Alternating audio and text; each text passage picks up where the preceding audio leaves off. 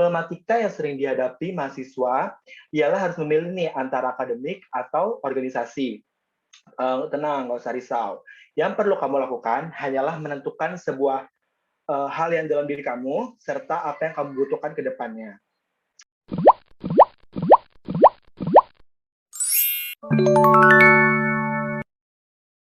Halo semua, apa kabar? Pertama-tama aku pengen bilang ya, aku tuh senang banget dikasih kesempatan menjadi MC di podcast Bincang Harian ini. Nah, terus kita ini hari ini pengen ngomongin atau ngebahas nih tentang manakah sih yang lebih penting, organisasi atau akademik. Nah, sebelum kita menik lebih lanjut ya, problematika yang sering dihadapi mahasiswa ialah harus memilih nih antara akademik atau organisasi. Tenang, nggak usah risau. Yang perlu kamu lakukan hanyalah menentukan sebuah hal yang dalam diri kamu serta apa yang kamu butuhkan ke depannya. Kemudian pahami pula apa itu akademik dan apa itu organisasi, dan dampak apa yang diberikan ketika kita menjalani salah satunya atau bahkan keduanya. Oke nih, sebelum aku mengundang narasumber, kita ini dulu nih, mengetahui apa sih akademik itu. Jadi, menurut Kamus Besar Bahasa Indonesia, akademik ialah bentuk kata sifat dari akademis yang berarti bersifat ilmu pengetahuan, teori, dan ilmiah. Sedangkan kalau organisasi itu adalah kelompok kerjasama antara orang-orang yang diadakan untuk mencapai tujuan bersama. Oke, nah kita udah tahu nih arti dari akademik dan organisasi. Selanjutnya kita akan berkenalan ya oleh dua narasumber kita nih. Yang pertama ada Kak Sarina. Malam Kak Sarina. Halo, malam Kak Dwiki. Halo Kak Sarina. Kak Sarina boleh nggak dijelasin ke kita nih, kakak nih dari universitas mana dan semester berapa sekarang?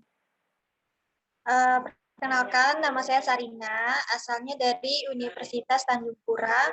Sekarang semester 3, Kak Dwiki. Oh, masih semester baru ya Kak? Semester 3 baru naik ya Kak? Atau Ya, masih pertengahan? semester 3. Oh, gitu. Oke. Kita langsung lanjut ya Kak, mungkin ke narasumber yang kedua. Dan yang kedua ini ada Kak Anis Sundari. Halo Kak Anis Sundari, malam.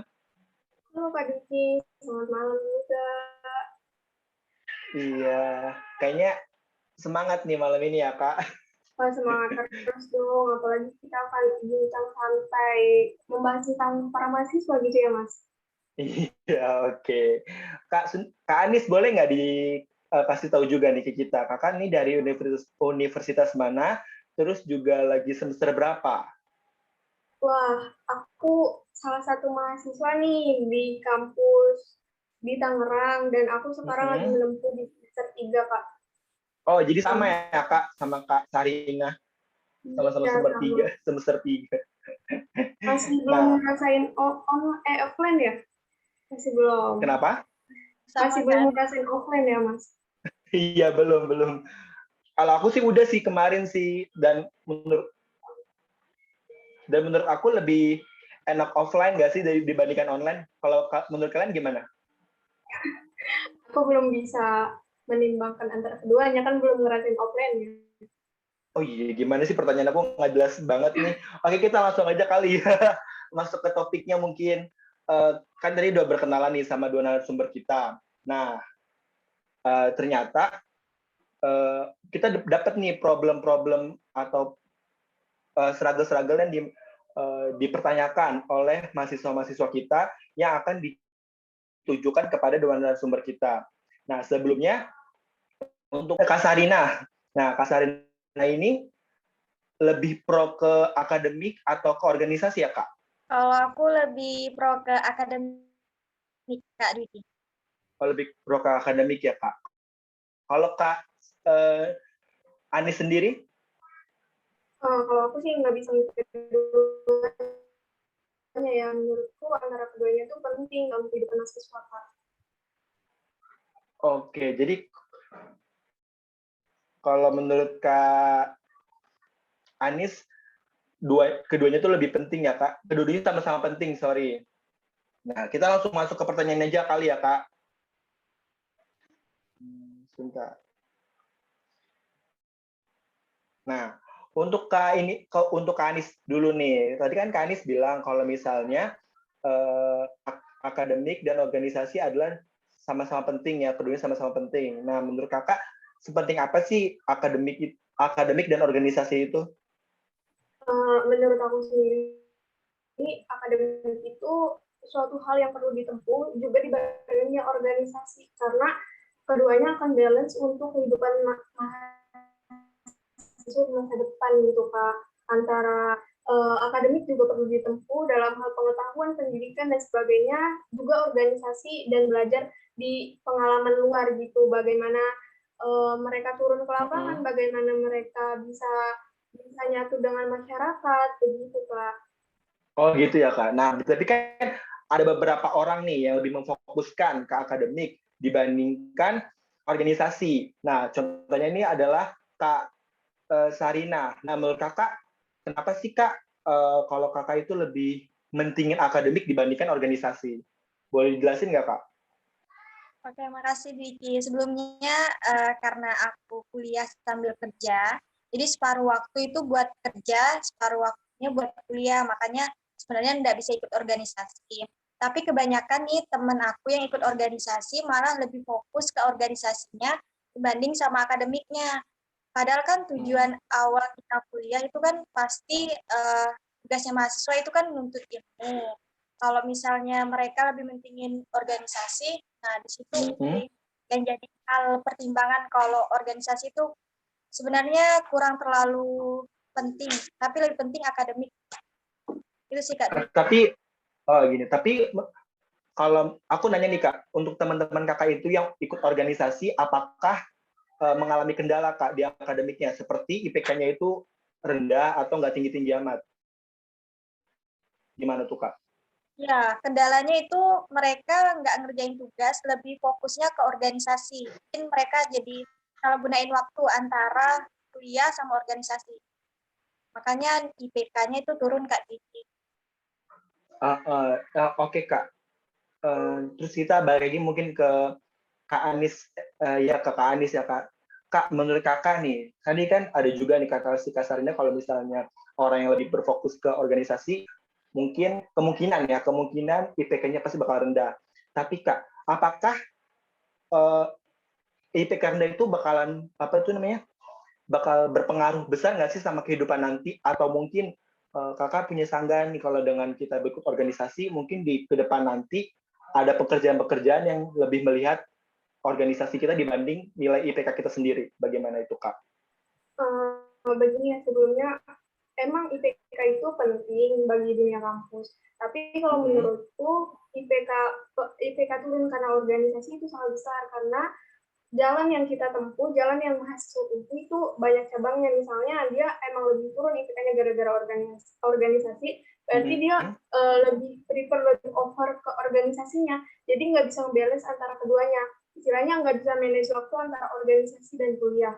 Terus menurutku perihal dunia pekerjaan setelah dunia kampus itu di organisasi mempunyai banyak relasi. Jadi kita digampangkan atau dipermudah untuk kedepannya nanti bisa dibantu dengan demisioner atau angkatan-angkatan sebelumnya yang sudah menjadi petinggi-petinggi gitu yang sudah sukses di dunia organisasi. Iya, kan benar. Kita kalau organisasi itu banyak relasi, banyak teman, kenal ini, kenal itu, sampai ngundang-undang orang-orang penting. Nah, itu salah satu jalan untuk para mahasiswa untuk kedepannya nanti, untuk dunia kerjanya nanti. Jadi udah dipercaya gitu, oh ini organisasi dulu kerjanya bagus, itu aku rekrut nih gitu kan gampang aja gitu.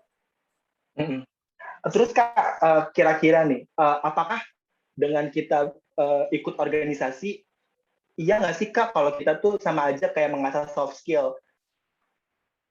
Betul banget, karena di organisasi itu kita ada pelatihan khusus, ada tes khusus gitu, di mana skill kita, di mana kemampuan kita. Nah, nanti kita ditempatkan ditentukan gitu di organisasi itu, di bakat minatnya kita. Jadi menurutku organisasi juga enggak ingin akademik, malah ngebantu si akademiknya itu. Jadi di organisasi juga soft skills tadi asah, terus public speaking, berani ngomong di depan umum, ataupun hal lainnya yang menyangkut dengan masyarakat. Apalagi kan mahasiswa sebagai agent of change gitu kan, generasi perubahan. Jadi perlulah di mahasiswa ini kita turun tangan, dan kebanyakan yang turun tangan itu organisasi, bukan masalah akademiknya ya. Mungkin menurutku yang lebih aktif tuh anak-anak organisasi karena mereka mempunyai relasi tersebut gitu Kak. Oh iya, jadi kalau aku simpulin ya dari maksudnya masukan kakak, kalau misalnya akademik sama organisasi itu nggak bisa dibandingkan ya kak, tapi lebih bisa disandingkan. Nah, kita bagi nih ke Kak Sarinah mungkin ya Kak. Tapi Kak, dengan kita lebih pilih untuk fokus ke akademik, ini nggak sih Kak, bakalan karakter-karakter kakak itu bakal kebentuk nggak sih Kak? Soalnya kan tadi yang dibilang sama Kak, siapa tuh Kak Anis, dengan kita ikut organisasi kan kita lebih bisa berinteraksi kan ke teman-teman atau orang lain. Nah, gimana Kak? Kalau misalnya kita cuma fokus ke akademik, apakah kita juga punya karakter sendiri Kak? Karakter pasti punya sih. Soalnya kan kita belajar di ruangan kan bukan berarti kita juga nggak praktek. Di akademik kan kita belajar teori plus belajar praktek. Jadi kita bakalan dibentuk karakternya dengan akademik walaupun kita nggak ngebentuk karakter itu di luar akademik. Sebenarnya akademik sama organisasi itu memang betul kata Bang Dwi tadi kan nggak bisa dipisahkan. Cuman kalau misalnya kita milih mana yang penting, pasti yang akademik. Terus misalnya ditanya apakah akademik bisa buat ngebentuk karakter, itu pasti. Karena kan kita belajar plus praktek di dalam kelas. Paling itu sih Kak Dwi. Oh gitu, terima kasih ya Kak. Nah, tadi kan Kak Sarina juga bilang kalau kakak itu nggak ikut organisasi karena terhalang kerja, iya nggak Kak? Nah, kakak bisa nggak, kakak kan dalam ini ya, konteksnya kan bisa membagi waktu nih antara kerja sama akademik. Gimana ya? Maksud aku, gimana sih Kak caranya kakak tuh kasih tips gitu ke kita, gimana cara membagi waktu yang efisien nih untuk ke Kak Anis juga. Soalnya kan takutnya Kak Anis itu lebih fokus ke organisasi. Jadi dia tuh nggak bisa mengikuti akademik dengan baik, mungkin karena kendala waktu yang nggak efisien atau nggak bisa membagi waktu. Nah, kakak bisa dong kasih tips-tips ke kita nih, gimana sih cara membagi waktu agar efisien? Kalau misalnya menurut aku pribadi, aku kan kerjanya dari jam 8 sampai jam 6 sore. Terus kuliahnya itu dari setengah 7 sampai jam 10. Jadi memang waktunya itu nggak bentrok. Paling pas bentrok itu kalau misalnya dosen ada pindah makul ke sore, tapi karena emang di prodi aku atau jurusan aku bisa minta dispensasi ke dosen kalau misalnya jadwalnya itu nggak diubah-ubah. Lalu ya. Aku sih cuma mau minta tips dari kakak aja sih Kak, gimana cara membagi waktu yang efisien. Kan kakak tadi bilang kalau kakak itu kerja sambil kuliah. Nah, jadi itu bisa juga buat masukan ke Kak Anis, supaya nanti ke depannya itu dia juga bisa nih bersandingan gitu. Jadi organisasinya nggak ketinggalan, dan akademika juga nggak ketinggalan.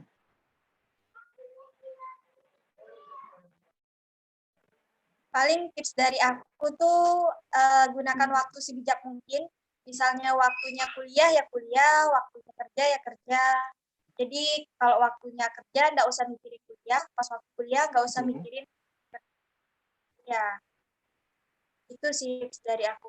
Pandai-pandai manajemen. Jadi lebih ke profesional ya Kak. Jadi ketika kita kerja ya kita lagi mikir kerja, tapi kalau misalnya kita lagi kuliah akademik,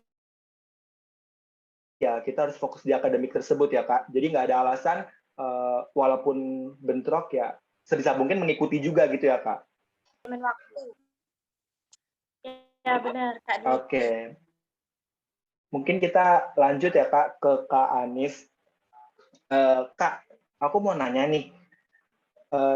Kira-kira mahasiswa yang aktif berorganisasi itu merupakan kunci sukses dari perkuliahan nggak sih? Mempengaruhi sih. Banyak banget manfaat dan benefit yang mahasiswa dapatkan, baik dari manajemen waktu yang tadi Kak Sari bilang, kita juga diajarkan bagaimana kita harus